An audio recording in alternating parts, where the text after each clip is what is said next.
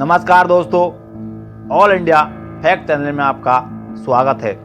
Please दोस्तों, अगर आप हमारे चैनल को पहली बार विजिट कर रहे हो तो प्लीज़ हमारे चैनल को सब्सक्राइब करें, शेयर करें। दोस्तों, हम आपको फिर से एक दिल्ली की खूंखार लेडी डॉन की बताने वाले हैं। दोस्तों, दिल्ली की लेडी डॉन बरहीन मम्मी की कहानी 113 मुकदमे के बाद दशकों के राज। देश में एक बड़ा वर्ग माँ को मम्मी कहते हैं। मम्मी करुणा ममता से भरी हुई होती है, लेकिन एक महिला आगरा से दिल्ली आती है और कुछ ही दिनों में ऐसी मम्मी बन जाती है कि क्राइम की दुनिया में खौफ का दूसरा नाम बन जाती है। देश की राजधानी में न सिर्फ अपराध से जुड़े हुए लोग हैं, बल्कि खाकी वर्दी वाले भी उसकी दहलीज पर जाने से डरने लगते हैं। देखते देखते हुए दिल्ली की लेडी डॉन बन गई। दोस्तों, हम बात कर रहे हैं बसीरन उर्फ मम्मी की। दक्षिण से दिल्ली के संगम विहार इलाके से पूरे राष्ट्रीय राजधानी क्षेत्र में अपने नेटवर्क चलाती है। हाल ही में संगम विहार को लोग संकट विहार कहने लगे। पुलिस को फिर उस तक पहुंचने में 45 साल लग गए थे।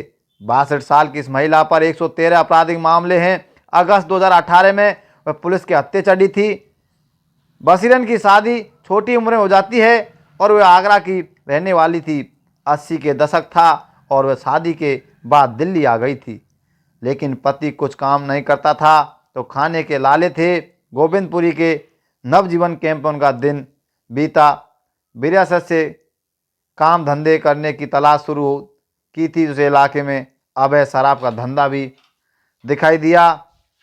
बसीरन ने देखा कि शराब माफिया खूब पैसे कमा रहे हैं। उन्होंने पुलिस पर भी डर नहीं है और उनकी सेटिंग अच्छी है।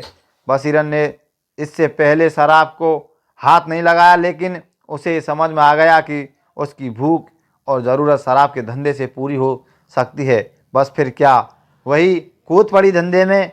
और बसीरन के बारे में कहा है कि वे जितनी सुंदर थी उतनी ही अकड़ू भी थी।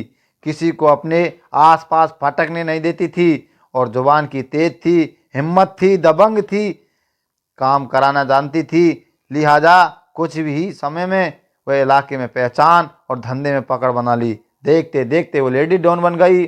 बसीरन को लोग बसीरन मम्मी कहने लगे और इलाके में क्राइम से जुड़े लोग उसे खौफ खाने लगे। कहा जाता है कि शराब का कारोबार करते हुए वह पुलिस वालों के बीच भी गहरी पैठ बनाने में कायम हुई और गुंडों को पुलिस या मुसीबतों से बचाने लगी और वो भी उसे मम्मी कहने लगे।